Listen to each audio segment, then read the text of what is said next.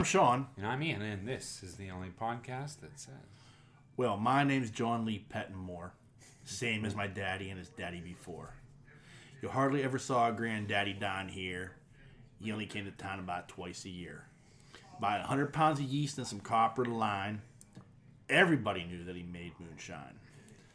Now the revenue man wanted granddaddy bad. Headed up the holler with everything he had. Before my time, but I've been told he never came back from Copperhead Road. I love that song. Do you? I do. Like, it's such it's a very interesting song musically because, as I learned today, it's not a ukulele, it's a mandolin. It's in that song. I mean, there's bagpipes. You know, it's about as redneck as you can get. But it's also interesting because he's telling his family history. You know, it starts with his granddaddy. Yeah. He talks about his daddy, and then at the end, it's all about him. And you know, he's not running shine; he's growing weed, and he's learned a few things from Charlie, don't you know? So you better stay away from Copperhead Road. And I just it's like this really interesting song. Like it's not rock, but it's not country. It just it's kind of its own thing, and I kind of love it for what it is. Yeah. You know? Sure. Just an oddity along, and you know, I never heard of that guy before or since, but that one song sticks out, man. So how are you, sir? Oh, I'm just a little tired. Yeah, you were telling me you were putting in the time. Yeah. Yeah, working a lot, so. Yeah. Was today the St. Patty's Day parade in Pittsburgh? No. No? No, I know Disney on Ice is in town. But I don't know, 'cause that's St. Patrick's Day, what, March 16th, 17th? Yeah, I don't know which weekend they celebrate. Yeah, I think it's like the weekend before. They try to do it as close as possible, so, you know. I just saw a lot of Shamrock stuff down in the south side this morning when I was going to work. Yeah. People walking and... Yeah, that's weird. Yeah, so I didn't know what was going on. Yeah. Anyway. Yeah, they're pre-gaming. I guess. It's the pre-game for St. Patty's Day. Let's soak the streets with urine.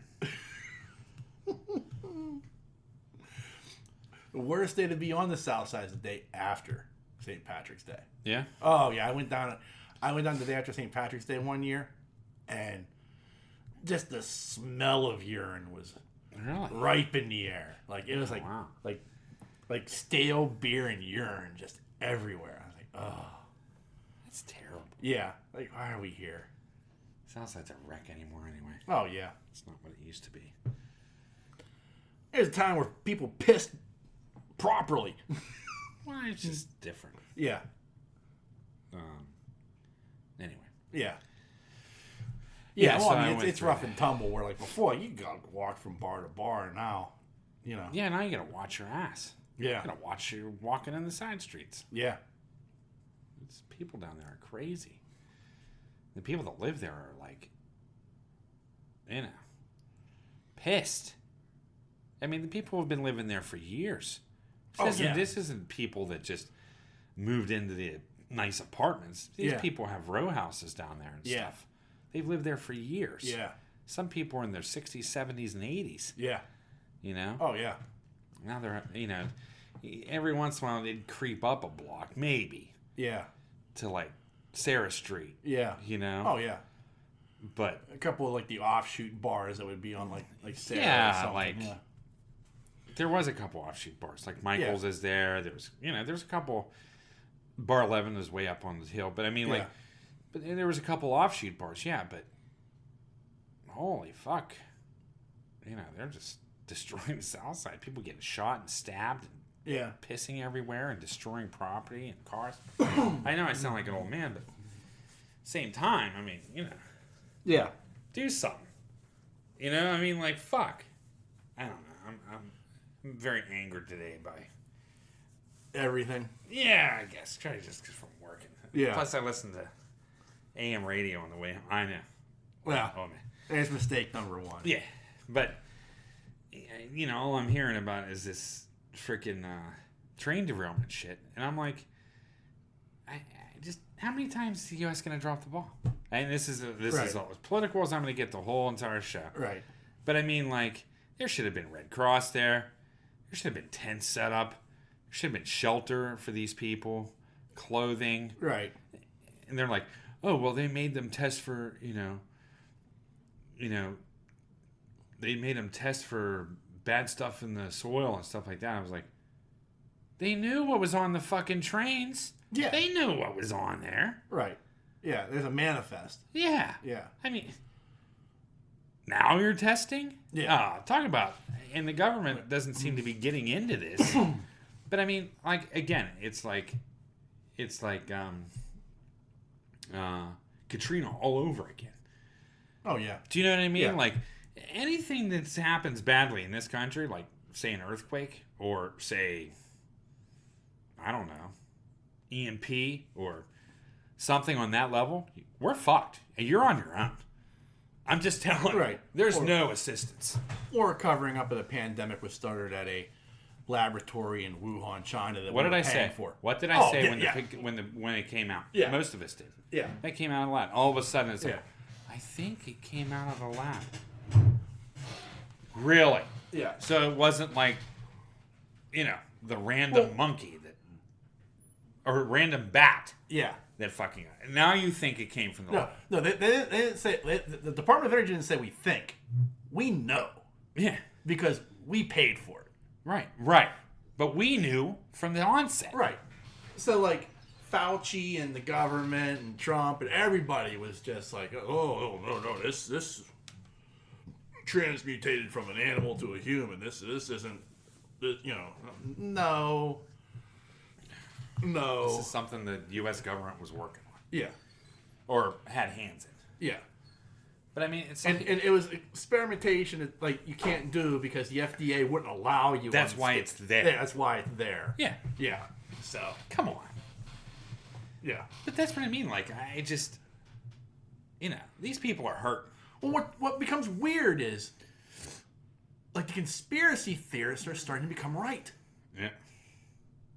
Yeah, I know. You know what I mean? Like, it's like this. I mean, there are some conspiracy, like, you know, Alex Jones is like, you know, we don't want nothing to do with that. But, like, I'm looking at some conspiracy theorists and going, you motherfuckers might be onto something. Mm-hmm. I might need to listen to you just a little bit more. Yeah. Because, I mean. Yeah, dude, I know. I mean, but what I'm saying is people are hurting. Yeah. No, you're right. This is in our country. They are hurting in our country. And there's been no help for them cleaning up. Yeah. Do you know what I mean?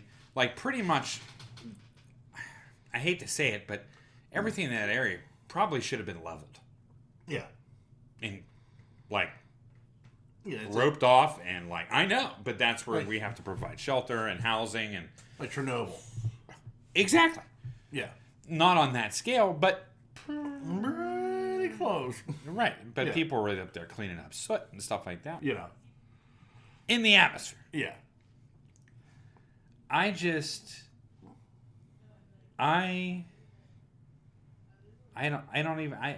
a speechless. Yeah. I am. I mean these people need help.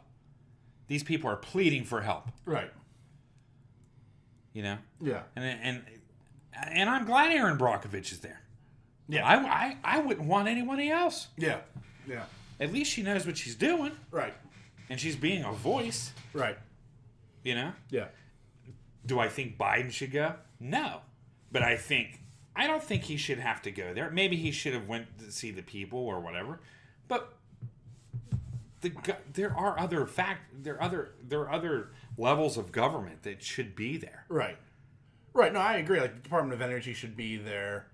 FEMA should have, it should have been on boots on the ground like day one. Day one. You know, Red Cross should have been there providing shelter. Yeah, there's a lot. I mean, how sketchy is it to say, yeah, you can go back to your house, but don't drink the water. No, I wouldn't drink it. Yeah. What?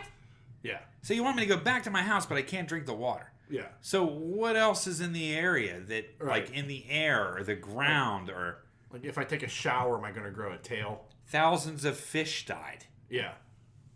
Yeah. So, yeah, there's something in it. Right.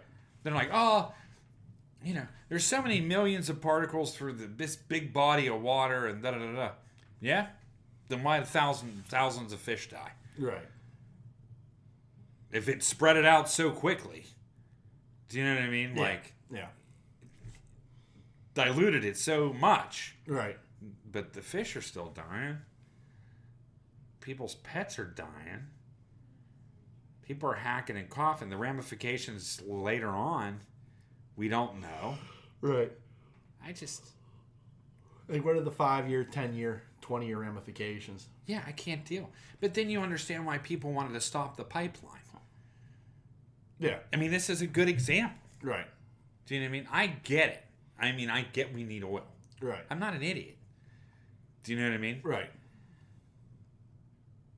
But a safe way to get oil. Right. Do you know what I mean? Like, there has to be something. Right. But this is why the people were screaming about not putting this pipeline in. Right. Is because of the ramifications and harm that it can do to the surrounding communities and the country and Right. the land. Right. Do you know what I mean? And fresh water sources. And here's the thing. The government is so big on fresh water. I know, conspiracy theory, but the government is so big on fresh water sources. They have labeled every single fresh water source in this entire country. Yeah. From the creeks on a 50-acre farm to fresh springs. They know where the fresh water is. Right. Because fresh water is going to be gold. Oh, yeah. It is going to be gold Yeah. in, say, 30 to 50 years. Right. Gold. And that's why I can't believe the response to this is like, considering how much they're into this fresh water thing. Right. You think they'd be there fucking, Yeah. Yeah. Okay, so I'm done. But I mean, it just bothers me that in our own country, and that's the problem. Like, we'll go to other countries and help them out. We'll set up 10 cities. 10 cities for people. Right. To get them over the hump. Billions of dollars. Right? Yeah. These people are fucking hurting in our backyard, and we can't do shit. Yeah. That tells you that there's something wrong with our government. Right. Okay. I know that was a big rant, but Getting off the soapbox. I couldn't take it any longer. I heard it like 3 times on the way home, and I'm like, Yeah. I can't. Yeah. Like, who is standing up for these people? You know what I mean? Right. From our government. Nobody. So. And Trump going, that was a political move. Yeah. I don't care what anybody says out there. It was a political move to go there. Right. He does not give a shit No. about those people. No. He doesn't. No, I agree. That's a pure political Yeah. move to get there. Anyway. Yeah. I'm just like bitter. Obviously. Yeah, I don't know. Bitter Ian. Have another beer. Save the empire. Down the man, save the empire. Anyway. So did you catch up on Picard? No. I watched the last episode. Episode 3? Episode 2. Okay. Yeah. It's Okay. phenomenal. Worf coming out, Oh. beheading someone. I was like, finally. The Rock has come back to Star Trek. I've been waiting for Worf to behead someone Yeah. ever since I first saw him. Yeah. Because you know it's in them. Yeah. It's in their blood. Oh, yeah. Yeah, it was a Not just beheading, but Yeah. the violence, the art of war, so to Right. speak, Yeah. that's what he is Right. in form. Right. You know what I mean? That was good. Yeah, that was an absolutely badass That white entrance. fucking... Oh, yeah. That's it. Yeah, it was good. I got chills when it happened. I was like... When I think I stood up. I was like, "Ooh, shit!" Couldn't take it. when you texted me, he's like, he's got a fine Kenobi beard. Yeah, the white beard. I don't know what I was talking about. I mean, he has that it is like it sticks out. Like, It how doesn't white look like it that is. fucker from Star Trek 4. No. Remember? Yeah. What's his name? I can't remember. What's his Red? Right? Isn't that Red? Is that Red from that '70s show? No. Yeah. Is it that guy? Yeah. Yeah. I mean, that thing was fucking wild and woolly. Yeah. I mean, he had a full-on Fu Manchu role. Oh, I was a fucking man. Yeah. That guy was like fucking a white Siberian tiger. He needed tamed. Yeah. No, but this was like. Yeah. Yeah, it was a fine Kenobi beard. It was just nice and tight. Yeah. Oh yeah. Yeah, they had the mane pulled back in the ponytail. I didn't see that coming. No. That was a shocker. I did not see that being Worf. I didn't. Oh. Well, wait till episode 3. But I mean, like, I'm glad it was. Yeah. And I was so worried. Like, not worried. It was almost like a refusal to watch. Yeah. Because I was like, oh, we got. They're just going to put whales in this fucker. Yeah. And then it's going to be awful. Or they're going to get into the Nexus somehow. And they're going to bring all these fuckers back. Yeah. You know what I mean? Like, when they bring people back in the series, it's just not good. Usually, yeah. Usually. But I was impressed who I've seen. I've enjoyed Riker. Yeah. Well. Right? Wait till episode 3. I've enjoyed him. Yeah. I've enjoyed Worf from what I saw. Right. Crusher looks amazing. Yeah. And she looks like a badass. Yeah. You know, so I'm like really warmed up to this. I'm like, wow, this is good. And there's action. People are dying. You know what I mean? Oh, yeah. You know, it isn't surrounding someone having a baby. Yeah. Do you know what I mean? Like, yeah. Yeah. So, some celestial, like, yeah, like giant thing in space that's splitting into, yeah. Oh, and what's her name is the captain of that ship? Rafi? No. 709? No, the enemy ship. Oh, okay, yeah. Amazing. Yeah. Pulp Fiction. Yeah. I mean, name it. Yeah. She was amazing. Yeah. Loved her. So far. I mean, I haven't seen anything past. Right, but still, yeah. Loved her. I loved that this was his son. I'm like, damn, dude. Yeah.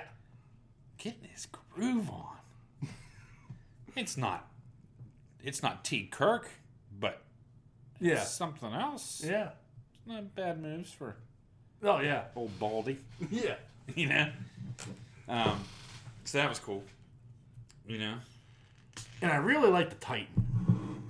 Yeah. Like I always talk about, like, I like ship designs. I like the design of the Titan. I like that it's a Neo Constitution class. Yeah. Like, I mean, there's stuff. I like the Constitution class to begin with, but like it looks like the evolution of the Constitution class. Yeah. You know, I mean, it's a badass looking. I even ship. like the captain as the antagonist. Yeah. I thought he was great. Yeah. Do you know what I mean? Right. He was like, no, I'm not going after your fucking friends. Yeah. I love how he said, like, 500. I'm not going to risk 700 souls for 2 has-beens. Yeah. Do you know what I mean? That's a captain talking. Yeah. Do you know what I mean? Oh, yeah. Like, I was like, I agree with you. I think you're a dickhead. Yeah. But I do agree with you. Like, he's right. He's completely right. Yeah. Do you know what I mean? Like, in the course of our story, it's like, man, you're a dick, but I get it. Yeah, I completely understand. Yeah. I mean, like, I hated him when they first met. You know, when you first met him with the guys. Like, I mean, and he does that whole bit about, like, it's going to be pretty boring because, you know, shit's not going to blow up and, you know, it's like the reputation of, like, being on the razor's edge is like, you know, the rest of Starfleet's probably like, what the fuck is up with these guys? Yeah, exactly. You know. Well, at the same point, it's like, but I understand, like, as a captain, you don't. Yeah. You know, I feel his pressure, put it that way. 700 souls, or you're getting rid of 2 legends. Yeah. What do you do? Right. When she showed up between the 2 ships, I was oh, yeah. Look, chills. Yeah. I was like, oh my goodness. Yeah. You know what I mean? Like, it just makes me want more Discovery and more Strange New Worlds. Right. Because I'm telling you, this is some good shit that they're doing. They're getting it right. Well, I got some bad news for you. Mm-hmm. Season 5 of Discovery, not until 2024, and it's the final season. I figured it was going to come to an end at some point. I thought they'd go 7. Like, traditionally, Star Trek shows would go 7. What season are we on now? 4? The 5th one will be the one coming up. And this is the last one. Yeah. Well, hopefully they put an end cap on it. Yeah, I think that's part of what they're doing. I think they made a decision. From what I heard, they're going back and doing some reshoots. I think those reshoots have to do with tying the series up. But, like, if you look back, like, Next Generation went 7 episodes, or 7 seasons. Deep Space Nine went 7 seasons. Voyager went 7 seasons. Enterprise was the only one that didn't go 7 seasons from that stretch.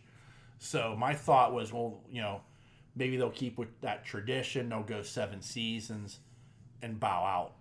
But they're apparently, I don't know what's going into it. Like, obviously Paramount's not releasing their plans. But I don't know if they feel like they've oversaturated with Star Trek. Maybe. But I mean, like, they're pulling back. Like, this is the last season of Picard. Now you're going to do the last season of Discovery. And that's going to leave you with Strange New Worlds, Lower Decks, and the cartoon for kids. I can't think of the name of it. Yeah. But I'm hoping they do something else.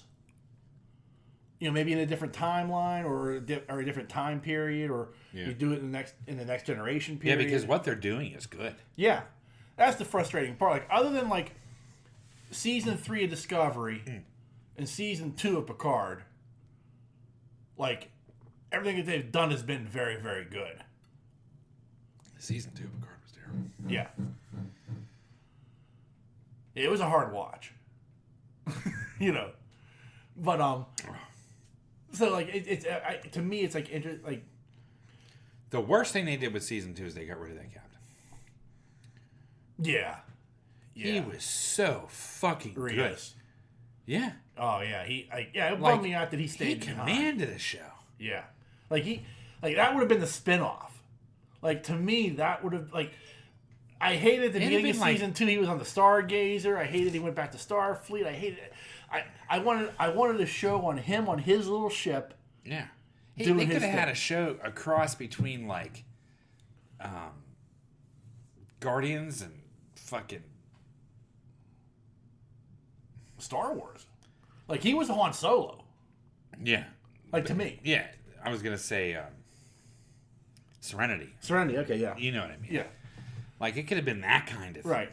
Like, I've read an article where, Jack Crusher, Picard, something like, that's the Han Solo we've been waiting for. I'm like, nah, man, we had Han Solo. His name was Rios.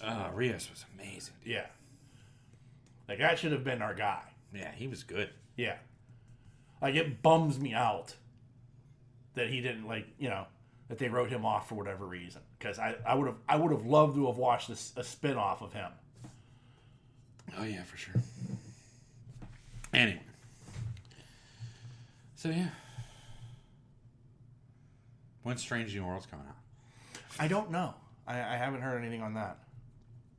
I'm ready. Yeah, but that, like, Paramount made a big announcement that, Discovery was the 5th and final season, and it was coming out in 2024. So it's like, fuck. I know. And it is a good show. It is. It's a phenomenal show. Yeah. Like, everything but that 3rd season has been fantastic. Yeah, I love the cast of characters. And even the 3rd season wasn't that bad.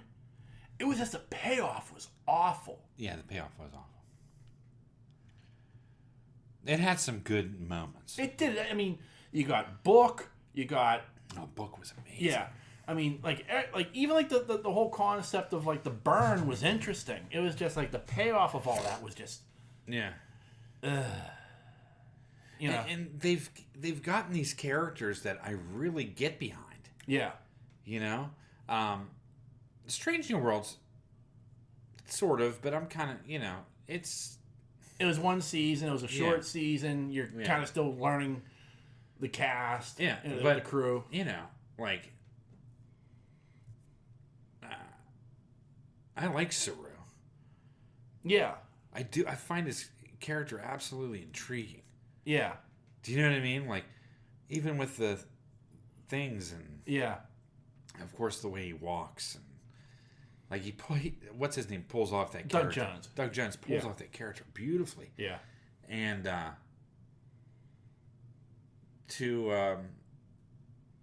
what's his name?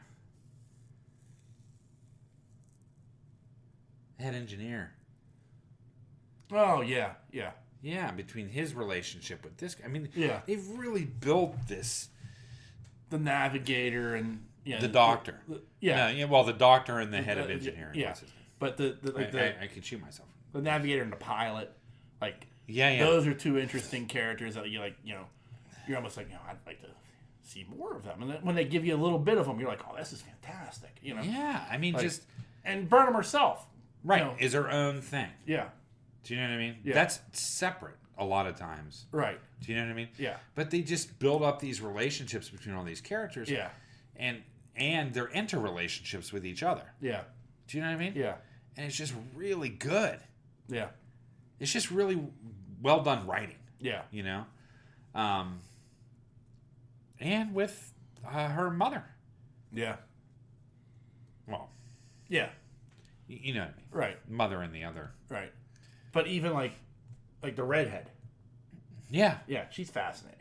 Yeah, everything's fascinating. Yeah. I don't know why. Yeah. I don't know why it is with this show, but but it was really well done, and it gave you these interesting characters that you wanted to explore. Yeah, I mean, Burnham is the focus, right? But it blends these other characters in very well. Yeah.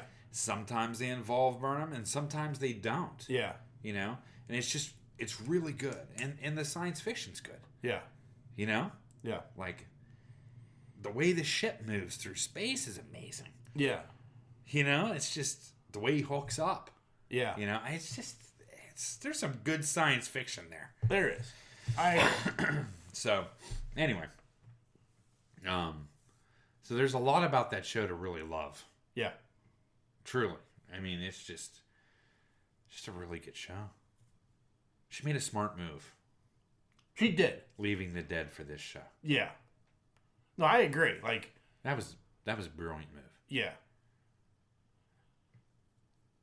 Yeah, it's just so good. I mean, and that show hooked you like from episode 1. Episode 1. You know? It did. It really did. Like, there was so much intense stressfulness in the first half hour of that show. Yeah. I was like, oh man, Klingons, what's going on? Yeah. The ancients. Yeah. Oh, this is crazy. It is crazy. I'm in. You know. And what's his name is the captain? Yeah. Oh, yeah. Or her, well, she was the captain, but yeah. Eventually. Yeah. Harry Potter. Yeah, I can't remember his name. Isaac. Jason Isaacs. Jason Isaacs. Yeah. He was amazing. He was. He was so fucking good. Yeah. I mean, come on. Yeah. You can't get better. Yeah. He was just so good. I mean, you thought you couldn't get better. Then along comes Anson Mount. Yeah, but yes, you're right. You know, but yes, you are right. God, Anson Mount was good. Is good. Yeah. But he was good on Discovery. Yeah, I mean that's when like we're like, you know, I know this. I know Pike doesn't stay on the Discovery, but can he stay on Discovery? You know, like he's such a great character. Like, and Anson Mount's so good at playing Pike. Yeah. And you're just like, I know he's supposed to be on the Enterprise, but I want him on this ship. And when they're like, now it's like, well, he's gonna get his own. I'm like, oh, this is great. You know? Yeah. And that show was such a fucking home run. Oh yeah. It was. It is. Yeah. It's a great show. That was a great season. It was. Like, I thought about going back and rewatching that. So, I guess in summary, Paramount's doing good things. Right. And I hope... Paramount is like... I'm just telling you. Paramount's got some winners on their hands. I mean, they have... Yellowstone series, all of them. All that. You're right, Tulsa King. Oh, yeah. The Mayor of Kingstown. Yeah. There's Star Trek stuff. Yeah. Yeah. I mean, they are hitting fucking home runs. Like, they have done a very good job with, like, streaming. Like, yeah. At first, they were struggling. Yeah. And then they kind of figured it out. Yeah, who's the king? Yeah. Like, I'm telling you, when I'm looking at TV, Paramount is in the top 3 of what I'm looking at. Yeah. Truly. Yeah. It's not Amazon Prime anymore. Yeah. It's usually Netflix, Max, and Paramount. Yeah. I don't even bother with Disney. No. It's pointless. So you didn't watch The Mandalorian? No, I did not. Is it good? I enjoyed the hell out of it. Okay. It's tough because if you come, I know it was coming. I was like, oh. Yeah, it's that thing though of like you walk if you're like you're coming off of Kenobi, Yeah. and you're coming off of Andor, which were very different from the Mandalorian, and the Book of Boba Fett. Yeah, I don't. Are they doing a season 2 of Boba Fett? I don't know if they are or not. But that's the problem. Half of the Book of Boba Fett was Mandalorian season 2.1. Oh, exactly. That's what I think that's what saved it. Yeah, in a way. I mean, there was some good stuff with Boba Fett. Yeah. Don't get me wrong. The whole sand people thing, right. That was good stuff. That was. But it was just, you know what I mean? Right. Like, I get your point, but it was kind of like they ran out of ideas. Yeah, that's what it seemed. Like they had, we don't have a full fleshed out story, but we'll throw in some Mandalorian stuff. Right, exactly. But I mean, it's Boba Fett, right? I mean, as much as everybody wanted a Boba Fett series, how much can you actually do on the guy? You know what I mean? Right. He's a bounty hunter. So, I mean, they went the route of post Boba Fett. Right. Post Sarlacc pit. Yeah. I'm really intrigued by the stories before the Sarlacc pit. Right. But that doesn't really fit into the thing that they were doing. Right. Does that make sense? It does. But it's also this thing of I think you could have done a better job. There was a lot of interesting stuff going on, with the Pikes, with just the underworld of Star Wars. Yeah. I think you could have done a very good job doing a full-fledged show like that. Sure. And but at the same time, I don't know if they just were how much of this do we really want to do?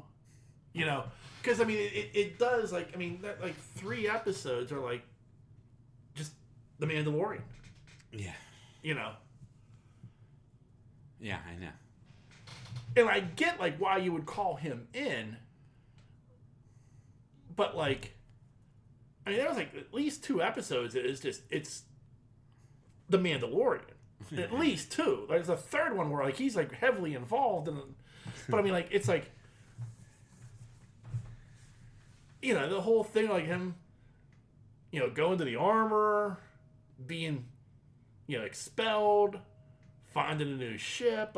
It was a whole that should have been going to the Grogu, talking to Luke and Ahsoka, all that shit. Yeah. I was wow, man, this could have been in Mandalorian season 3. Yeah, right. Yeah. Anyway. And it's tough to complain about it because I enjoyed it. Oh yeah. But at the same time, it wasn't. I was never expecting that to show up in the book of Boba Fett. Right. So it's that odd thing of if you're somebody who didn't watch the Book of Boba Fett, you're fucking lost. Right. You're like, how did these two get back together? Maybe that was the trick. Maybe that's why they did it. Maybe, yeah. It's just please watch this. So yeah. So, like, the first episode, it's fun because it's like, okay, we're back. You know. Yeah. Hey, there's grief. You know, they stop it there. You know, there's he stops by and visits with the armor, and he decides he's gonna, you know, he has to bathe himself in the waters of Lake Minnetonka. Yeah. You know, and he goes, talks to Grief. There's a couple of fun moments there with IG-11, and then you know, goes and talks to Bo-Katan. There's a little shootout that takes place before that. Goes talk to Bo-Katan. That's the episode. It's like, you know, like he's got a mission and he's trying to accomplish it, but like it was kind of. It's just, it's weird because it's like you're coming off of like Kenobi, which had a much different tone, and Andor, which has a completely different tone. I know. I have to watch that. I can't believe I haven't watched it. And it's a slow burn. And it is. It's a slow burn, but man, is it worth it? Yeah. You know. But like you get through you come off of those two shows, and it's kind of like you're back to like, oh yeah, that's right, the fun stuff from Star Wars, and it's like it's weird because. Well, I think The Mandalorian's pretty dark. It is in a way, but it's not. Yeah. Like, the fun thing about The Mandalorian is it feels like Star Wars.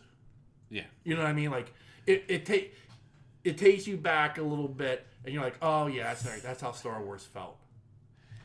It's sort of like, I've always viewed it like this, though, too. And I didn't feel like this when I first saw it. And this developed over time. Right. But I loved Boba Fett. I was one of those guys that I loved him. When I saw Boba Fett on screen, I was like, dude, that's badass. That's like fucking just the guy in the corner just gonna fucking take you out. You know what I mean? Like, the whole Solo thing. And, you know, his conversation with Vader. And, you know what I mean? It's like subtle. You know what I mean? The whole... And you know, in Jabba's lair, you know, like that dude's badass. Dude. Yeah. No wonder you got him as your like number one. Yeah. You know, the whole freeze chamber. Yeah. You know, he's so good to me dead. Exactly. Dude. Yeah. You're like, fuck yeah, Boba Fett. You talk to Vader like that. Yeah. But what I'm saying, like,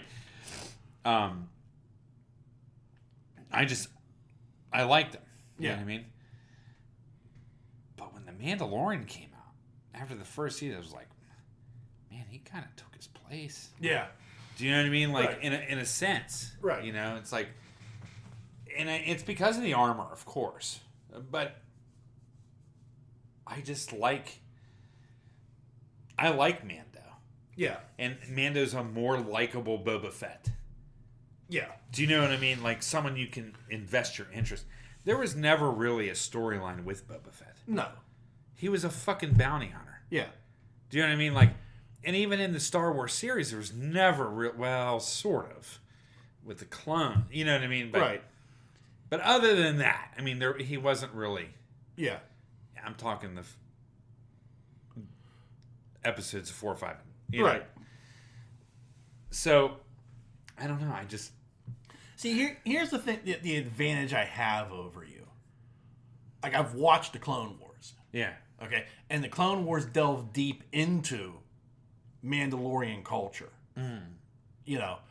And it's that, it becomes the interesting thing. Like, the whole thing is interesting. Like... Well, Boba Fett's not Mandalorian. No, but they're like... But neither's, like, technically... Like... Mando's not Mandalorian Anymore. Well, he wasn't born of Mandalore. Okay. He's a foundling, and like they try to bring you up to speed on it a little bit, but like you really should watch Clone Wars, like really understand like all the intricacies of Mandalorian culture, because like like Bo-Katan tells him, like, you're part of a cult. Yeah. You know, you're from the Children of the Watch, and you're part of the reason why shit's fucked up. Like, you know, and she says that as somebody who was once a part of a sect of Mandalore called the Night Watch. Yeah. You know, who believed in the warrior culture, and her sister, Satine, was taking Mandalore away from the warrior culture, but yet it was still a major part of Mandalore, and like it's a whole big thing. You know, and Satine was Kenobi's love. Like, there's a moment where like he tells Anakin at one point, like, because it's like Obi-Wan always knew about him and Padme. Yeah. And at one point, he's trying to tell Anakin, he's like, you need to calm the fuck down. And at one point in my life, I thought about leaving the Jedi Order for a woman. Yeah. You know, I almost left the fucking thing for Satine. But I didn't. Yeah. And neither can you. Yeah. So you need to cool your fucking jets. Yeah. You know, and, like, it's that thing that always drives me nuts. Is like, there's a cut scene from Revenge of the Sith where Kenobi's explaining, like, I always knew. I always figured you two were, you know, together. Yeah. But I just did it because it made Anakin happy. I let it go because it made Anakin was happy when you were around. Yeah. You know, you could sense it, you could see it, you could feel it. And maybe that was my mistake. Yeah. You know, it's like a really... I'm like, how did Lucas fucking cut this? I did. Like, how did... Like, this is probably the best scene in the entire thing because it's Kenobi explaining why he let... You weren't pulling the wool over my eyes. I fucking knew. But I let it go because it made him happy. Yeah, yeah. It made my brother happy. And now I've got to go fucking kill my brother. Yeah. You know, thanks. You know. Because, dude, I don't know where George Lucas was, but... Yeah. But he makes it up with, like, that's the amazing thing is, like, you look at, like, the prequel trilogy and, like the stuff that you hate about it. And I still love it, but there's stuff I hate about it. But then he makes up for so much of it with Clone Wars. Yeah. Like I've always said, like, Anakin is an amazing character if you watch Clone Wars. Yeah. You know, and Obi-Wan becomes even more incredible because of you learn about the things that's like, fuck, everything this guy's gone through, and he still doesn't turn to the dark side. Right. You know what I mean? Like, he goes through some shit in his life. Mm. Like, but you have to watch the Clone Wars to really get all of it.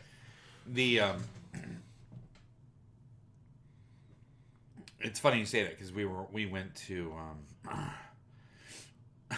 I saw Ant-Man again. Okay. Well, you said you were going to. Yeah, and I took the twins. Yeah. Because they wanted to see it. So yeah. I liked it just as much as the second time. Yeah. But on the way there, before we were in the parking lot, you know. Yeah. Somehow we got on Star Wars. Yeah. I think I asked when the Mandalorin was coming out because right. I sensed it. But and we were talking about that, and you know the kids were like, "Man, Obi-Wan," and I'm like, "Oh, I know." Yeah, you know what I mean? Yeah. And we talked about we were talking about the amazing things that came out recently as of Star Wars. I was like, I haven't watched Andor yet, but and then Bree was like, well, I liked it, Rogue One. Yeah. I was like, oh, there's some amazing things in Rogue One. Yeah. And she was like, it was just such a good Star Wars story. Yeah. Do you know what I mean? Yeah. It was. Right. But that Vader shit. Yeah. When we first saw that, it was like, oh, give me more.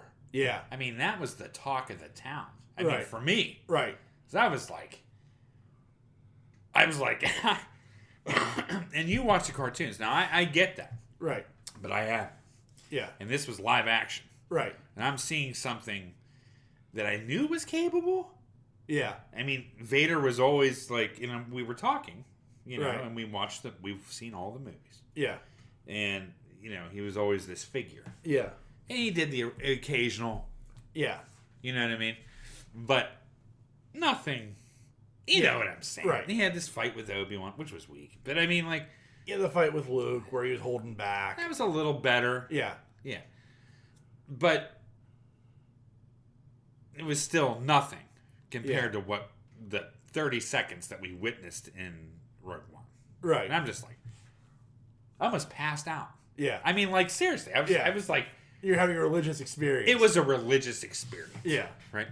And so, anyway, jump forward. Yeah. And we're talking. I was like... And I was like, what about that Luke Skywalker scene in fucking... What was that? Boba Fett, right? No, that was in Mandalorin. End of season 2, yeah. End of season 2. And they were like... And I was like... Yeah. I've been waiting to see that for fucking 35 fucking years. Yeah. You know what I mean? My whole fucking life I've been waiting for this. Right. You know? You can computer generate his face all you want. I don't give a fuck. Yeah. You know what I mean? Like... Yeah, that was Luke Skywalker. That was Luke Skywalker. I don't care what you say. You know? Yeah. It was fucking awesome. Yeah. You know? Fucking cape over. I was like... Oh, yeah. Oh. I was like... Incredible. Yeah. Right? So, went through that. Yeah. And then we get the Kenobi. And, like... I was good. I mean, that whole fucking series was good. Yeah. But seeing them both go at it. Yeah.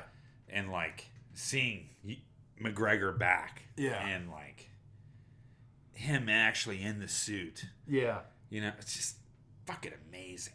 Agile Vader, not stoic Vader. Yeah. You know what I mean? Yeah. Agile. Yeah. You know? I was just... So, it was just so good. They're doing good things. I just want more Kenobi. I don't know what I don't know what it is. Well, I mean, I want to see more Kenobi. I mean, and I'd like to see more Vader. Right. I mean, I'm sure there's stories to tell here. Right. You know? Yeah. Do you ever think they'll do I don't see how they would be able to do it. A live action Clone Wars? I think the problem with Clone Wars is they've kind of told the story that they had to tell. Yeah. Like when Disney bought... Because Clone Wars was being done by Lucasfilm and it was being shown by Cartoon Network. Mm-hmm. And when Disney bought Lucasfilm, they shut that shit down. And Filoni said, I still had more to tell. I wasn't finished with the story. Yeah. And that's when they did the Netflix series, which is good. And it explains a little bit, especially when it comes to the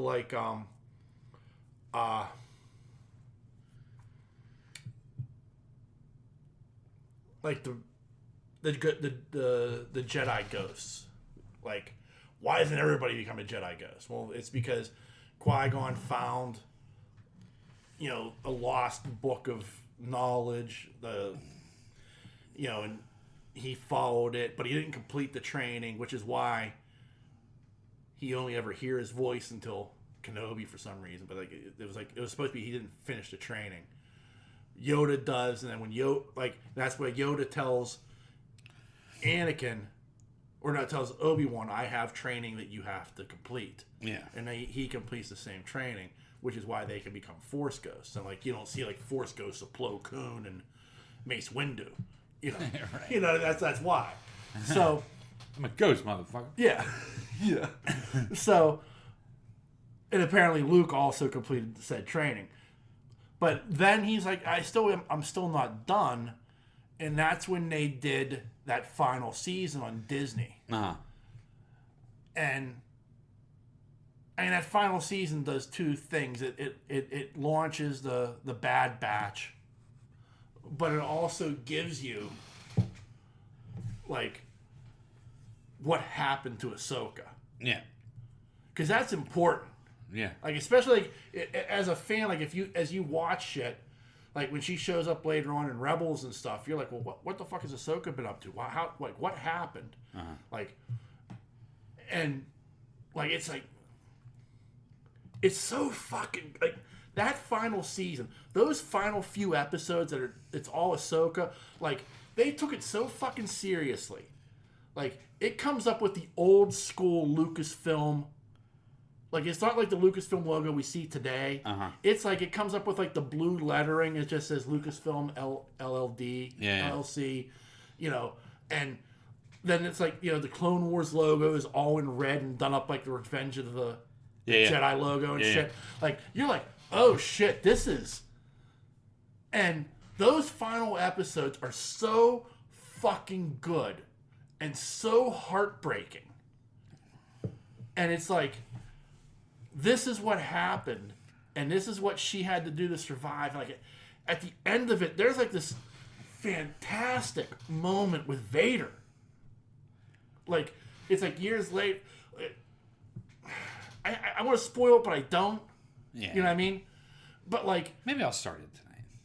Like when Vader shows up at the very end, the very last scene, and you could just like.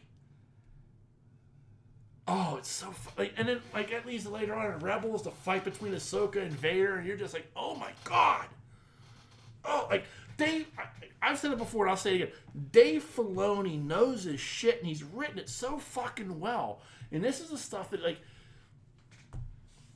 So why is he pissing around with Boba Fett? Well, that's because Robert Rodriguez wanted to. Okay. It's kind of tough to turn down Robert Rodriguez. Yeah, no, I get you know what I mean, but like, but that's what I like about like what I like about the Mandalorian is now he's bringing some of that stuff back in, like that moment in season 2 with Ahsoka, and she's like, "Where's your master? Where's Grand Admiral Thrawn?" I damn near fell out of my chair. oh, when she mentioned that name, I was like, "Oh my god." And there's a moment, like, because you have to have seen the end of Rebels, like, I'm watching this, and there's a moment in The Mandalorian where I'm like, it came out of my mouth, like, Ezra. Because of what happened at the end of Mandalorian, I'm like, you know, oh, it's so much good stuff. I mean, and he ties shit together so fucking well. Yeah. You know what I mean? And so, to bring this conversation, this rant of mine full circle. So like the stuff like with Bo-Katan and the Darksaber and the Mandalorian and the Children of the Watch and he set this all up in Clone Wars. He set this all up in Rebels. And this is just a continuation of the story he's been telling all this time. Nice. You know? Yeah. And Jon Favreau is just along for the ride in a way. Do you find him a genius? As far as storytelling? I think he's a fantastic storyteller. Like I hesitate to use the word genius, but like I've said it before. Like he's the guy who studied at the foot of George Lucas. He's the closest you can get to George Lucas. Pittsburgh guy, by the way. Yeah, Dave Filoni, Pittsburgh guy. Yeah. But yeah, and damn proud of it, by the way. Yeah. But he's the guy who like George picked to be under his learning tree. And so like when people question Filoni, I'm like, that's a question of Lucas. Like, and I question Lucas on some things, don't get me wrong, but like Filoni's explained it so well. Like, because he asked George the questions about like, well, why'd you do this in the prequels? Yeah. And George has given him the answers to those questions that he can use that in everything else that he's doing. Because he understands what the thinking was. Like I said, I've said it before, I'll say it, like, go back and listen to Dave Filoni talking about the battle, the lightsaber fight between, the Duel of the Fates, between, you know, Obi-Wan, Qui-Gon, and Darth Maul. Why is that the most important lightsaber battle in Star Wars history? Yeah. And his explanation of it, which you know comes straight from the mouth of George Lucas, is amazing. And it puts the entire prequel series into a completely different light once you understand what was really behind that. Yeah. Why it's called the Duel of the Fates. Yeah. And it's like, it's so fucking, like,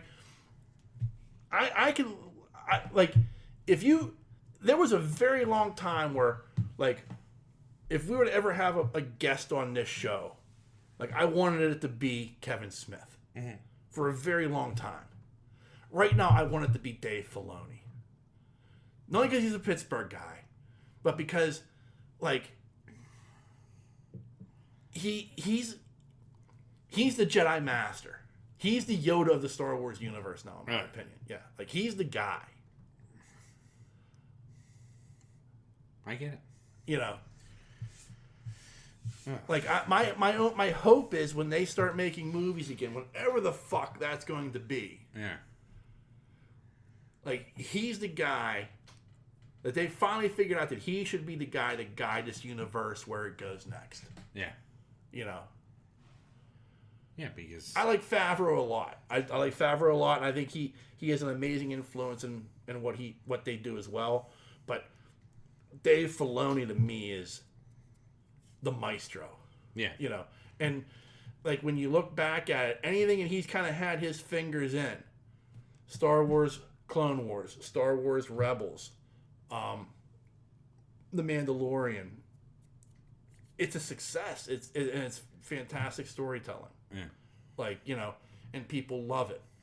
And when he doesn't have his fingers in something, lately it's still coming up aces, but like they did that one. It was taking place around the same time as like episode 6 and 7, or episode 7 and 8. It was a cartoon. It was bad. Dave Filoni had nothing to do with that. I wanted to do well, and I just could not get into it to save my life. No. I felt bad about that. It only went 2 seasons, but they were 2 stinky seasons. Yeah. You know.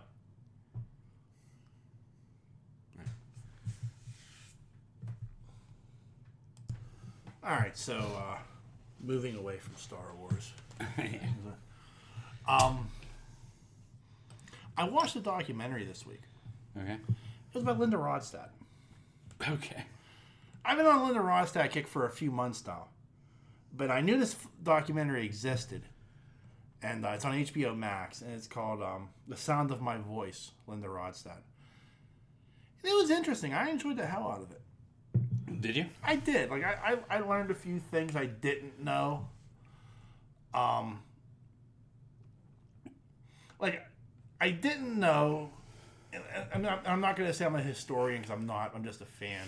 Yeah. Like I knew there was a connection between her and the Eagles. Okay. I didn't know how strong that connection was. Like that's where Don Henley and the other guy, I can't remember his name. Peter's there? No, not Peter's there. That's Chicago. Oh yeah. Oh God. This is your alley. Yeah, I know. But that's where they met, and they were on to form the Eagles. Like Okay. they met in her backup band. And Okay. You know, I know. You know, Jackson Browne was like, I think he wrote a number of her songs. You know, and he wrote a lot of the Eagles stuff too. Like I didn't with the know Eagles. Jackson Browne wrote a lot of her stuff. Yeah, he wrote a lot of her stuff, and then didn't want to do his own thing as well. But Glenn Fry. Glenn Fry, that was it. Yeah, good job. Yeah. That's impressive. For me, it is. It is. My sunglasses at night? Or is that the other guy? I wear my sunglasses at night. That's Corey Hart. Yeah, you're right. What am I thinking of? Yeah, anyway. I don't know where you're going. No. Is it Corey Hart? It's Corey Hart. Okay. Because there's 2 sunglasses songs. There's I wear my sunglasses at night, and my future's so bright I gotta wear shades. Corey Hart did sunglasses at night. Tim Buck 3 did future so bright I gotta wear shades. Okay. But anyway, like it was an interesting, like, because she did things like later on that I'm like, well, that made no sense. Like, she went to Broadway and she like did like a revival of Pirates of Penzance. I remember that. Yeah. Like, well, why? What would, like, you have an extraordinarily successful rock and roll career. Yeah. Why would you go do Pirates of Penzance? Well, it turned out her mother was a big Gilbert and Sullivan fan, so she wanted to do something for her mother. No, that's cool. Like, later on, she did, like, the song of, like Mexican heritage music. Okay. You know, like, all in Spanish. It's like, again, like, this is complete career suicide. What the fuck are you doing? Well, It turned out, like, you know, she was raised, like, 40 miles from the Mexican border. Her father, well, not native Mexican, was from Mexico. And, like, he sang those songs to her. Oh, okay. Like, that was, like, they would listen to, like, Mexican radio. And, right. like, this is the stuff, like, they would sing and play. So, that made sense now. Like, I'm like, you know, okay, I guess, you know. Like, so, like, there were, like, things that she did through her career. I'm like, looking back at it without, like, a lot of context, I'm not, like, you know, doing the research. Yeah. I'm like, why would you have done this? Like, this makes no sense. Like, you know, like, but, like, there are other things that made sense. Like, a ton of stuff. Like, she made that album with, it was her and Dolly Parton and Emmylou Harris. That's fucking amazing. Like, I remember that album. That album's really fucking good. You know, but, and then, you know, at the end of it was sad because, like, you know, she's got Parkinson's now. Yeah. That's why she stopped singing. Yeah. And, like, at the end of it, it was like her nephew and her brother was playing guitar and they were singing this traditional Mexican song and she was singing and, like, they stopped and, like, the guy who was doing the documentary asked us, like, I thought you didn't sing anymore. She's like, oh, that wasn't singing. Like she was like so critical of her own voice. And she sounded great. Really? You know, but she's like, that's not singing. Wow. Like, I'm just fooling around to sing with my nephew. Oh, I see. You know, but that's not singing. That's sad. Yeah. And, like, you know, she like, as she was doing it, she had a little bit of, like, the Michael J. Fox shake going and stuff. Sure. You know, it was, like, it was rough to watch at the end because, like the one thing that stands out about Linda Ronstat is her voice. Mm. Like, her voice was amazing. Like, you go back and you listen to this stuff, like you know, Blue Bayou is the one that everybody loves, but, like, you know, to me, like, You're No Good and, like, there's so many other songs that you're just like I found that she did a version of Tumbling Dice. I didn't know this. Okay. My two all-time favorite Rolling Stones songs are Tumbling Dice and Street Fighting Man. Okay. To find out that she did a cover of Tumbling Dice blew me away. Okay. And I listened to it, I'm like, that's really fucking good. Yeah. It's not the Stones, but it's really fucking good. Right. You know, I'm impressed. Like, and it was, like, amazing. Like, she didn't write her own shit. Mm-hmm. You know, but she found stuff and she made it her own. Like, and she had the ability, like her voice. Like, there are very few, like, female musicians that, like, you listen to that voice and you say that's one in a million. Agreed. Like, Linda Ronstat's one to me, and, like, the other is Ann Wilson. Like, you know what I mean? Like, you listen to her voice. Yeah, she's amazing. Ann Wilson's amazing. You know, like, as weird as this is gonna say, I'm gonna add to that. Okay. Stevie Nicks is really good. She is really good. I'm not saying that she's on that level. No, I don't think she is. Okay, Okay. Right. But she is so. What's the word? I'm looking for a word, and she is captivating. Right. Like, but even her sound. Right. It's her sound. Like, you can listen to a song and say it's a Stevie Nicks song. Nobody else sounds like Stevie Nicks. No. You know? No. You're right to that extent, but, like, it's... As far as, like, that voice? Yeah. I agree. But, yeah, like... It's funny. Did you ever hear... this is gonna sound like fucking weird as fuck, but Olivia Newton-John had one of those voices. She did. I'll give you Olivia Newton-John. Okay. And I know the Xanadu and all the, right, craziness, but she had a fucking phenomenal voice. Did you ever see the shit she did with Dolly Parton? No. I'm sure it's fantastic. I'll show you after the show. Yeah. But they did Jolene together. Oh, wow. Yeah. And I know Jolene's like major in right now and stuff like that. But that's like the song. Like when you think of Dolly Parton, that's the first song you think of is Jolene. Yeah. But she's fucking amazing. Yeah. In this duet with Dolly Parton. Yeah. And this was like a couple years before she passed. Right. But it was just like, holy smokes. You haven't lost an inch to your voice. No. Like, and that was the thing, like Linda Ronstat had that, and it spanned genres. Mm. Like, she could do country, she could do rock and roll, she could do pop. Like, her voice just worked. Like, I think Ann Wilson, I mean, if she wanted to, she could have done the same thing. But, like, the thing that always pops with me with Ann Wilson is when the day Chris Cornell died. Oh. She was on, I think it was The Tonight Show. And, she did Black Hole Sun. Yeah. And, like, I'm sitting there, and, like, I mean, and we've talked about, like, Chris Cornell was the voice. Like, he was amazing. He was amazing. And, again, he was a guy who could, I mean, he did songs like, he's the only person I've heard do a version of Nothing Compares to You that rivals Sinead O'Connor's. It's unbelievable. It is. It almost makes you want to cry. It does. It really does. Because it's so emotional. Like, Sinead O'Connor's makes you want to cry because it's so emotional. Yeah. But, like, when you listen to Chris Cornell do it, you evoke that same emotion. You're just like, oh, my God, this is heart-wrenching. But, so, like, Chris Cornell was the voice. And so his passing, like, hurt everybody of our generation, I feel like. Right. Like, for the most part. Like, I'm sure, like, there's going to be somebody out there thinking, yeah, fuck Chris Cornell. I'm like, well, do that. No. But they got Ann Wilson to do Black Hole Sun on The Tonight Show as a tribute to Chris Cornell. And at first, I'm listening to it, and I'm just like, this is just okay.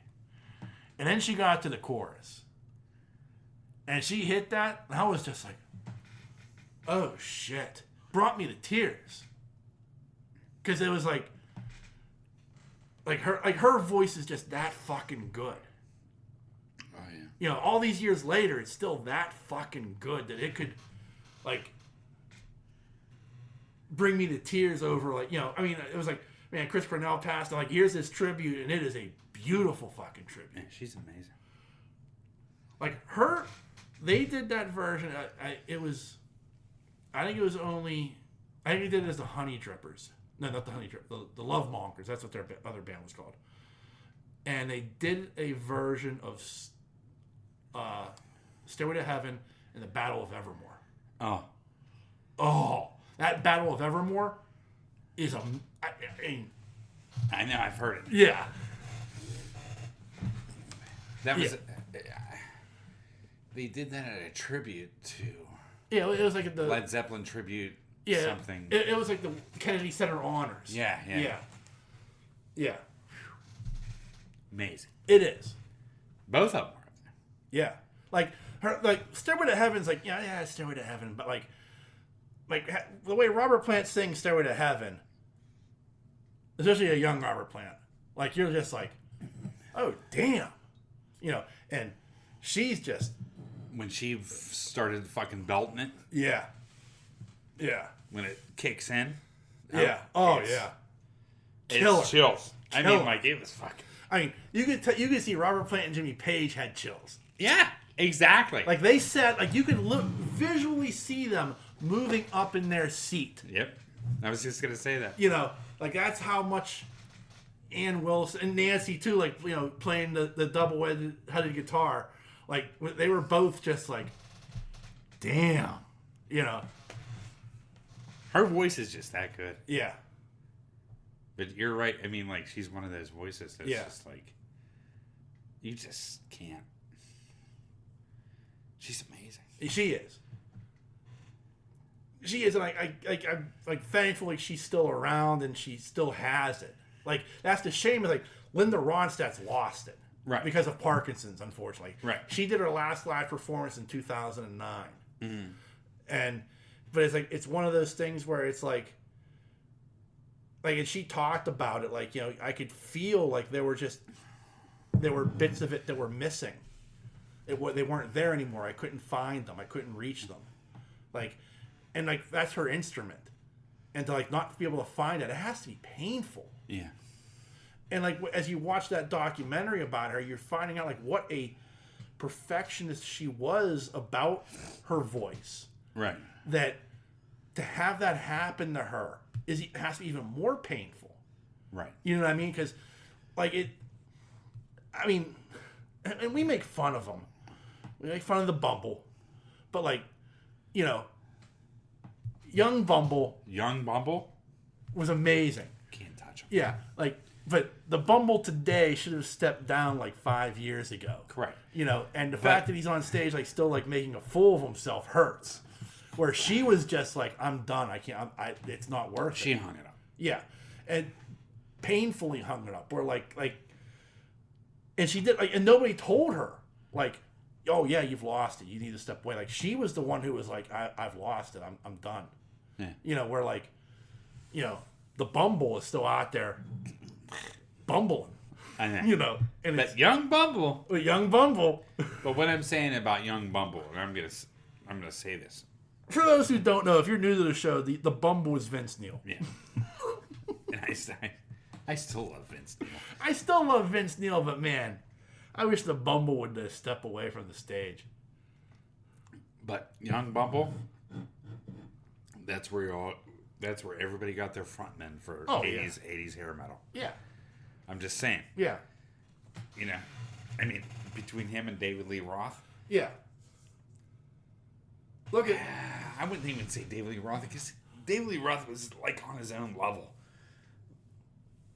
But as far as frontmen, with rare exception, you look at Poison, you look at Def Leppard, Warren. You look at them all. You look at them all. I wouldn't say Def Leppard because they were around before. Yeah. But still, I was listening to some Def Leppard. Old Def Leppard, yeah. But they're, you're right. Warrant, Firehouse, all those bands. Yeah, they all. It was you need the great guitarist. You need, and you need the blonde haired. The bleach blonde lead singer, sex symbol. Yeah. Neil was it. Yeah.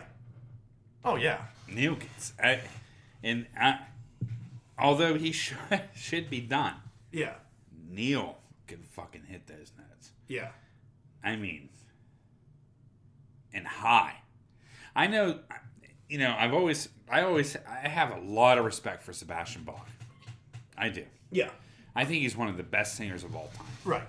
I do. I love him. Right. And Sebastian Bach is one of these people that takes care of his voice. Yes. You know what I mean? Yes. It is an instrument. It is. And he takes care of his voice, even in his old age. You know what I mean? No, I agree. But Bumble, he can hit notes that Sebastian Bach can't. Right. Way back, yeah. Yeah. Not now. Right. He was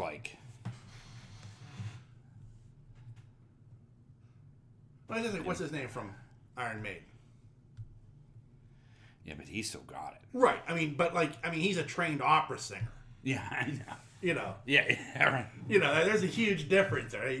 He's a trained opera singer. Also, he can fly a commercial 747. Mm-hmm. But, he's a Renaissance man. But, there's a guy in his 60s.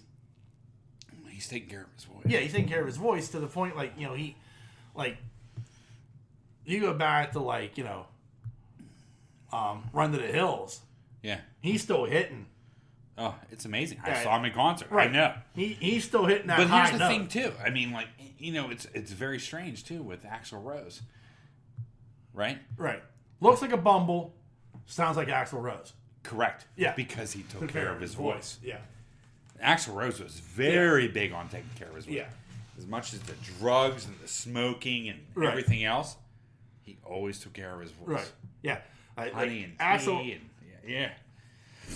He still sounds good. Axl Rose looks like, you know, the mama from Throw Mama from the Train. He does. But he still sounds like Axl fucking He Rose. looks like the second Bumble. Yeah. But what I'm saying is, like, he took care of his voice. Yeah. Vince Neil didn't take care of it. No. No, not at all. But I also think, too,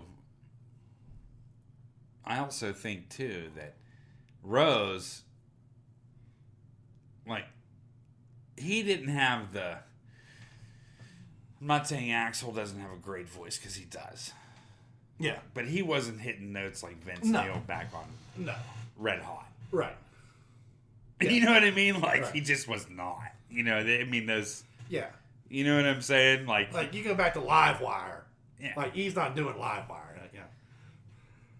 And if you listen to Crew, like, especially old Crew for the audience out there who hasn't listened to old Crew, if you listen to Too Fast for Love and Shout, Yeah. you know, Vince Neil hits an octave that's like, Yeah. it's crazy. Oh, yeah. Crazy. And like, I guess you kind of always knew that, like, down the line, you know what I mean? Like, he would lose that. Yeah. I mean, Hetfield lost it, too. He can't hit shit that he was hitting back and But kill them all day. I will give Hetfield, at least he still sounds good. He does. The Bumble doesn't sound He good. doesn't, dude. Like, He doesn't. it's embarrassing. Like, Well, there's a reason why Metallica sells out. Right. But, I mean, like, he drops an octave, he drops it down. but he still sounds good. Yeah. You know what I mean? Like, no, he's not hitting those high notes anymore, but he's figured out a way to, like, still sound good. And he still knows the lyrics to the songs. Oh, of course he does. You know? It's You know? Hetfield. Yeah. But, I mean, like, that's the problem with the Bumble is, like, you know, he's up there, you know, I like spaghetti and mashed potatoes. You know? What the fuck is he singing? Yeah. Because I'm alive. You know? Live fire! Yeah. Alive. I know, we both did the same thing. It's Yeah. just like, Crew. I love old Crew. Oh, yeah. Yeah, but today at work, it's funny. We were just talking about singers and everything. I put on some Sammy at work, and God, I love Sammy. Stanley still has it. And it's funny, I put up Van Halen, Yeah. and the David Lee Roth shit came up, Right. Not that Yeah. I love David Lee Roth Right. stuff. I'm not saying that I don't like it. Right. I'm not one of these people that say, yeah, it's all Sammy. No, Yeah. No, Van Halen I started with Roth. Yeah. I love David Lee Roth. Yeah, I did. But I prefer Sammy. But I went to Sammy, Yeah. all of Sammy's stuff with Van Halen. That's Yeah. what I listened to today at work. Yeah. And I was like, man, this is good. You know what I mean? Yeah. It's just, musically, it's just so good. It's just so tight. It's just, They were just a so much better band. it's so much better, dude. Yeah. Full, Yeah. that Van Halen was just so raw. Yeah. And then when Sammy came in, it was just like, wow, it's He like, tightened that almost up like and an made it- orchestra. He made them into a rock and roll band, not a party band. Yeah, it was amazing. Yeah. So, anyway, all right, getting off of Yeah. these. Fuck. Because there's so many rabbit holes we can get on. Oh, yeah. Yeah. That's all I got. Well, no, let me take that back.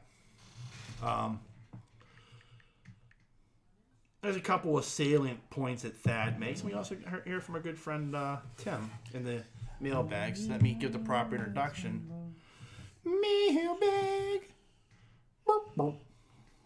Oh, one more thing before we get to the mailbag. Sure. Rest in peace, Hawthorne. Yes. All right, My kitty. Ian's cat Hawthorne. Yeah, she passed. Yeah. And it's very sad. It is. She was a good cat. Yeah, she was great. Yeah. Man, that's it. I just want to say. I was so happy. Like, I didn't, like, I knew, but I didn't know. Like, the girls gave me a minute with her. Oh, yeah. Last week. Yeah. And she stayed there, and I was petting her and calling her a beautiful kitty, and she was sucking that up. She loved it. Yeah. So, that's it.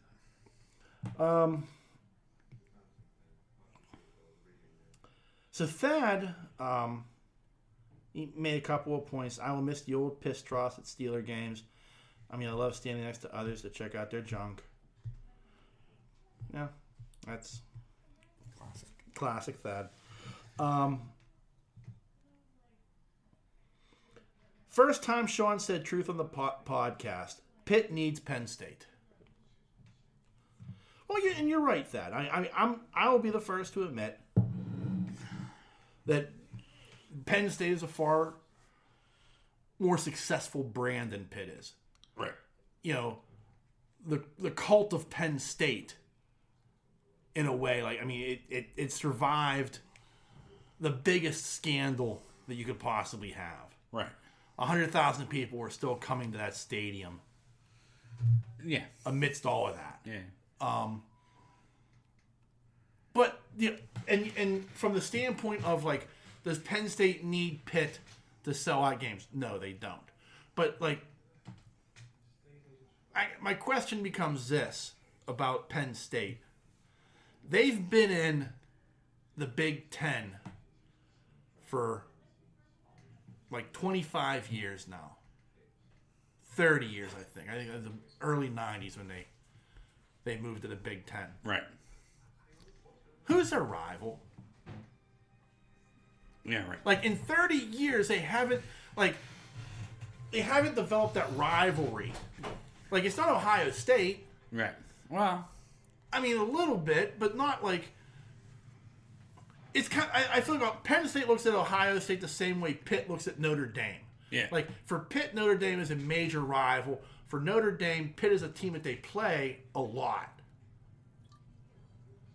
You know what I mean? Like, right. There are more traditional rivals like USC and Michigan for Notre Dame than Pitt is. Pitt's a traditional rival, but not on that level. Right. Like, I would almost say, in a way, Navy's a bigger rival for Notre Dame than Pitt is. I agree. You know, so, but yet, like, Penn State or Pitt and Notre Dame play. Well, I mean, they used to play almost every year before the whole ACC thing. Right. So, that's my point. Like, I'll agree with Thad that, you know, there are many aspects where you can argue that Penn State doesn't need Pitt. But I don't see who Penn State's natural rival is in the Big Ten. Right. And it's the same with Pitt. Like, you know, Pitt's been in the ACC for like 8 years now. Right. There's no natural rivalry there.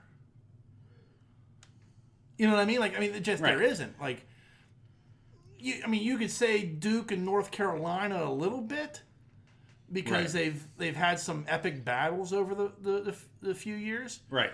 But, like, to me, like, it's not that.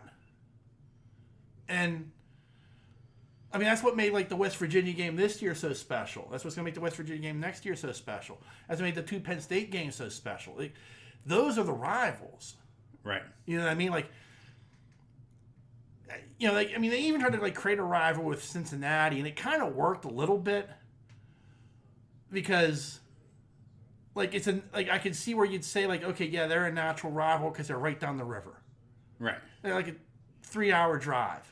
Right. You know what I mean? Right, Like, that makes a little bit of sense, but it wasn't. It felt more forced than anything else. Right. Where like Pitt, Penn State, Pitt, West Virginia is just, it's such a natural rivalry that's that's what I think Penn State needs. Right. You know, because rivalries are good, and if a rivalry is just one-sided, right. Like, they're just not that much fun, you know. And I mean one-sided from the standpoint of, like, yes, we hate you, but you don't care about us. Right. You know what I mean? And that's how, like, Penn State and Ohio State. That's Penn State hates Ohio State, but Ohio State can care less about Penn State. They're more concerned with Michigan. Right. That's their only rival. Right. Yes. Yes. That's it. There is nobody else. So, I mean, that's the only thing I'd say about that. But from the standpoint of does the sellout games, the sell tickets, does Penn State need Pitt? No, they don't. No. The cult will show up no matter what. Yeah. You know what I mean? No. But I just feel college football is better when Pitt and Penn State are playing each other. I feel college football is much better when Pitt and West Virginia are playing each other. Yeah. You know what I mean? Oh, I do too. So. And like I said, we got a write-in from Tim. Nice. And Tim writes, he's talking about The Last of Us. He said, no joke, the episode of The Brothers was way better than Bill and Frank. Showed you a side of a city where the oppressed became the oppressors, and one brother had to strike down the whole reason he did what he did. That was brutal. It was. I'll say it and take the flame. If Bill and Frank were Bill and Francine, no one would say shit about it. I know it's Bill and Frank in the game, but I'm just saying it didn't show the fall of society like people claim. It would have been great as a side episode like you see on the web series Walking Dead back in the day.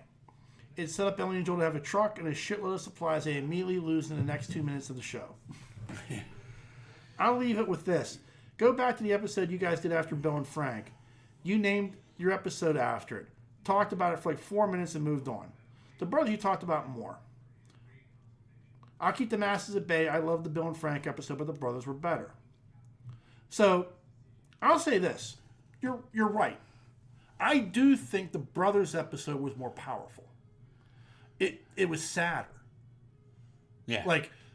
You found out why this guy was wanted. You found out why he did what he did. Yeah. You found out, and at the end, this horrible thing he has to do, and he loses all reason to live and takes his own life. Yeah. It was horrible. It was sad. Yeah. It was much sadder to me than the Bill and Frank story. Because like I said, I didn't find Bill and Frank sad. I thought it was beautiful. Yeah, so agreed. You know what I mean? It's a different kind of sadness. Right. They lived their life and they went on their own terms.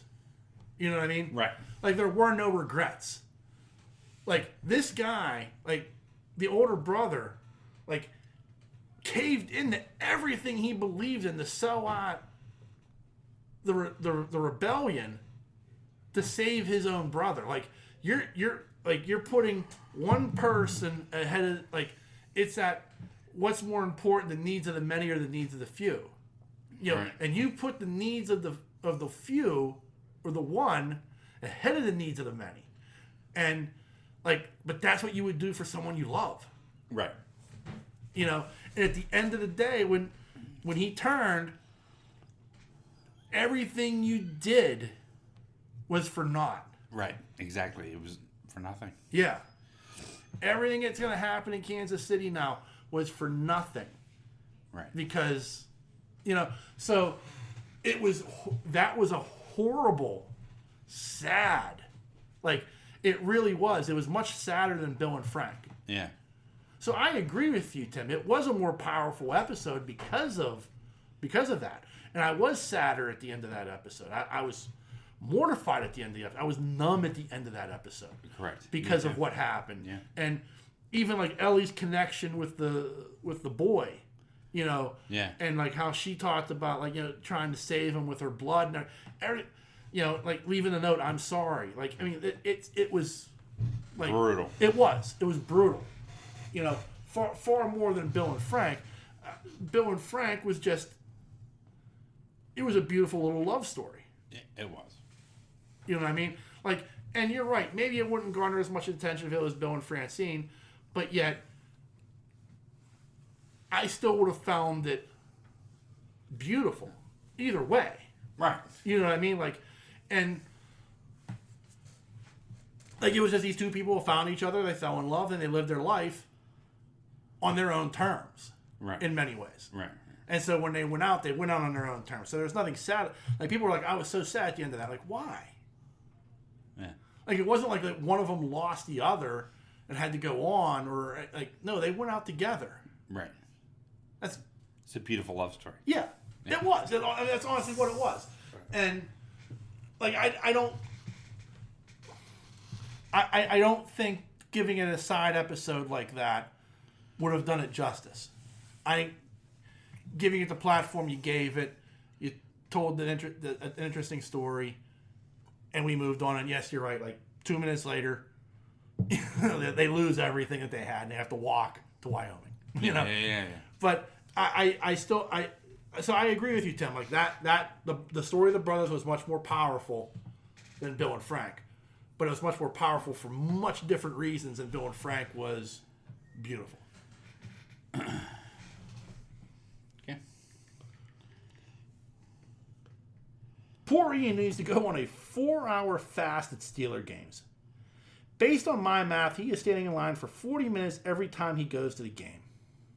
It's true. Yeah. It's truth. I mean, it's horrible. Furthermore, I'd love to see the scientific method used to decide that the piss trough is more time-consuming than urinals.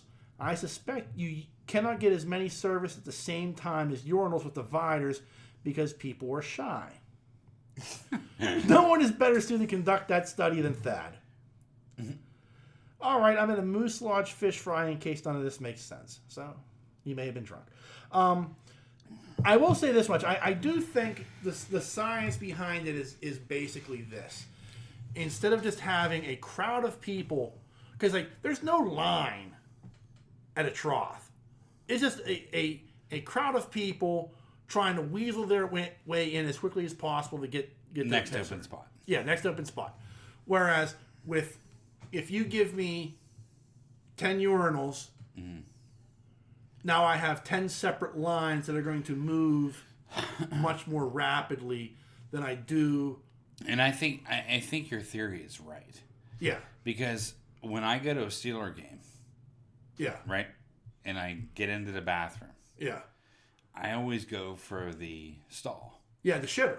Right. Because there's a line that's going to move. It's going to move. Right. And I always piss quicker. Yeah. Getting in the line with the shitter. I concur. Than I do with the line with the trough. Right. It's a nightmare with the trough. Right, because the trough is, everybody's kind of weak. There's no line. Right. There's no cue. Correct. So it's just kind of like, oh, this guy moved, I'm going to weasel in behind him. Right. So, yeah, I like, think if I'm there, like, second quarter... Yeah. 10 minutes left in the quarter. Yeah, there's nobody in there. Nobody in there. Yeah. You go right to the trough. You go right to the trough, yeah. But if I get out there and like, it's packed... Yeah. I go right to the fucking shitter. Yeah. Because I know I'm going to get in there. Yeah. Quicker than I am going to get in the trough. Exactly. So I feel like the fine lines will create... A better pissing environment. A better experience. Yeah. So, but yeah, let's get Thad on that. Let's get Thad studying piss environments. Yeah. Nice. Oh, good Lord. So anyway, are we done with Tim Sino? Yeah. Okay. Yeah. So, favorite song by Hagar with Van Halen. Now, you're probably going to get on the rabbit hole and you're going to probably mention a song that I've never even heard of. But it's okay. I mean, yeah. You know what? I'm trying to think real quick. I'm kind of going through the albums and I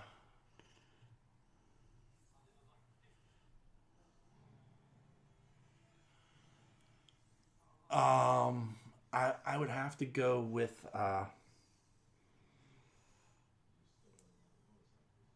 I'm going to settle for the goofy answer and say Dreams. Okay. It's a great song. It is. It's a great song. Yeah. Like, there's a part of me wants to say, like, Cabo Wabo just to be, like, different, like no, just what's... Yeah, but, like... What's your favorite song? Yeah, but, like the one that keeps, like, popping in my head is, it's Dreams. And so that's probably it. Why Can't This Be Love Is Mine? Okay, that's a great song. I love it. Yeah. From the moment it starts, like, whoa, yeah. here it comes again. I mean, it's just it's such a good song. Right. Lyrically, it's just fantastic. It's just it's a great song, and it just it's a driving song. Right. Pound Cake is up there. Yeah, I was gonna say Pound Cake, and the other one that came to mind, like after I said Dreams, was Summer Nights. Like as much as I love the other albums that come after, 5150 is probably their best album. With 5150 is amazing. It is. Like, I mean, like beginning to end, that album is just so fucking good. Yeah. You know what I mean? I mean, it's like it's tattoo worthy. Yeah. You know what I mean? Yeah. But like, I mean, you know, OU812 is a great album. Yeah. For Unlawful Carnal Knowledge is a great album. Yep. You know, Balance is a good album. But like, for some reason, like, I don't know if it's just because like it holds a place in my heart where I was like, oh shit. You know what I mean? Yeah. But like 5150 is just agreed. It's that fucking good. Favorite Van Halen song with Daily Rod. Mine's Weak Sauce, but yeah. I'm gonna go with Jamie's Crime. Oh, really? Yeah. That surprised me. It's like I don't know. It's got like a nice little riff to it, and like yeah. I don't know. It kind of sticks with me a little bit. Like it kind of like, you know. I mean, I like you say like Running with the Devil, and you know, Ice Cream Man is phenomenal. Yeah. You know, but like Jamie's Crying has always been like one of my like favorite songs. Like that's like a go-to for me. Yeah. Yeah. I'm interested because, you know, like some people would be like, oh no, it's this song. I want to know what sticks with you. I mean, I think that's the most important part. Yeah. Mine's Dance the Night Away. Dance the Night Away is a great song. I fucking love that song. Yeah. It is. It is. I mean, I'm not going to deny that. That's a great song. And the riff on it's good too. Yeah. You know what I mean? Dun, dun, dun, dun. Yeah. But I love that song. Yeah. And I thought, like, with me, I always like refer to, even when I'm at work, I'll quiz people at work. Yeah. Where I'm standing. I was like, what movie was this in? Yeah. What movie was this in? But, of course, I can't remember the movie. Tim Robbins is in it, though. Dance the Night Away was in, oh my God. They were in space. Spaceballs. Spaceballs. But it was such. That's not why I like the song. I've always liked the song. Yeah. It's like Yeah. number one on Roth Van Halen. I'm pretty sure there's a David Lee Roth Van Halen song in Spaceballs, though. Is there? I'm pretty sure. Well, Like at the beginning, like when you first see Lone Star and Barf, I think he's dancing to some Van Halen. really? Yeah. I'm like 80% sure of that.